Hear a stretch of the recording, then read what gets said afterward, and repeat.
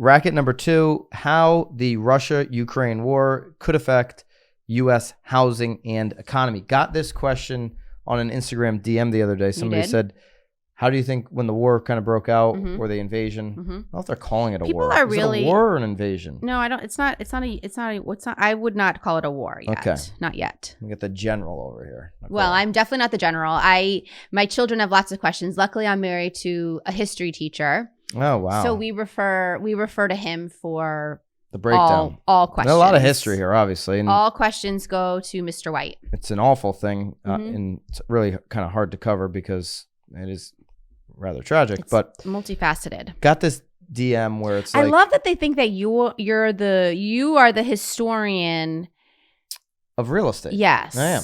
Okay. Of real estate. So was this a young lad that asked this? It was just a great agent out there. Yeah. And has he asked you questions in the past? I don't listen. I'm just trying to get. I can look up picture. exactly who it was. No, it's fine. I don't need to know who it is. I want to. So I got the question on my DM. Okay, recently. Well, I mean, the war is pretty recent here. Well, I mean, it's well over a week. Yeah, it was in the last week. Okay. And they just asked me, do you think this is going to impact housing? My initial response was no. Yeah. I just don't. I don't believe this is going to impact the housing market where we're dealing with. So you mean it no all, inventory. like flat? Like it's not going to affect it at all? Up, down, all around? There's too many texts now. Too many DMs. Send me a DM at Byron and Nicole. Love to hear from you. Fire over here. No, not true. All right. Let's go through their reasons. This is a Realtor Mag article.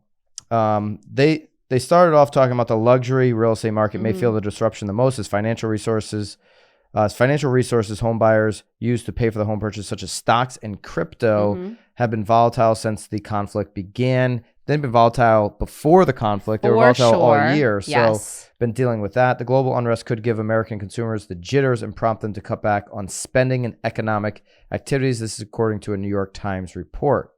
Now, Mark Zandi, chief economist at Moody's Analytics, he told Realtor.com that there's a number of different ways in which Russia's actions will hurt housing. Okay. So here are the ways that this Russia invasion of Ukraine will hurt housing, according to Mark Zandi, the chief economist at Moody's. The conflict could put more pressure on rising oil and food prices, which in turn could weigh more heavily on consumers' household budgets. Of course. Russia is the second largest oil producer in the world, and although U.S. imports little Russian oil, the conflict could roil global energy markets. And everyone's been pretty much talking about that. That's pretty consistent. And so that's where everybody's going with this, where, more inflation on top of inflation with oil and food prices is going to constrict buyers' budget so much that all of a sudden it's going to hurt housing. I don't see it.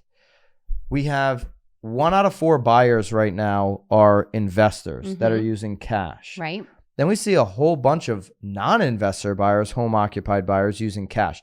In 2021, 1 out of 2 deals was almost a cash deal. There's lots of cash. So you've got a ton of people still right now buying homes cash. I don't think, a 2x on the cost of milk is going to impact that buyer. Well, so take out half of the buyers. Yeah, well, I mean, because they're paying for that milk whether they're in home A or in home B. So if we're going to look at the person that's living paycheck to paycheck, that's trying to buy a below median house in their market, well, the home value shooting up is hurting them more than the cost 100%. Of milk. 100%. Well, and then the rate. And then the rate, which here's how I think this, in the short term, will actually help real estate is the rate. If you're following the 10-year since this broke out, it's been going down.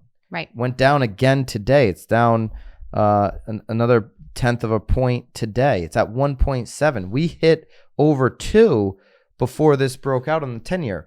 The 30-year fixed mortgage rate follows the 10-year closely. So if I'm looking at that, I'm thinking over the next couple months, we're going to see an interest rate that's not going to blow past 4 and could actually dip down again, which would help people buying right now, which would help housing affordability over the next quarter. Right. That's where I see this going. I don't see the milk and the oil. Obviously, gas prices and oil go to some absurd number. Yeah. And there's things that our administration can do to kind of keep that down. Whether they will or not remains to be seen. But I don't see this outside, this expands into some crazy. We'll have to get the historian on. We would have to get the historian on. This yes. goes into like something beyond what's happening right now, which is the fear. Well, yes, sure, all bets are off. Yes. All bets are off. That. Yeah, I would rather refer to the historian because he says things. It's sort of like telephone, From the history books to your to your lips, it's and a telephone, and then it's like, oh, martinis at the bar, like that's like that. So we're better off probably hearing it directly. With martinis at the bar, you doing Russian vodka? Or yes or no? You are Russian, right?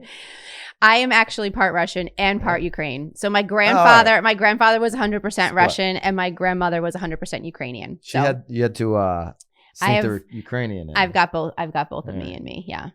So in the comments, should we cancel Nicole White? She's part Russian. Cancel me. Should we cancel her? In the comments, let me know. You've been looking for an excuse to cancel me, so this may be your perfect excuse. Hey guys, if you enjoyed this short clip from The Real Word, click here for another one.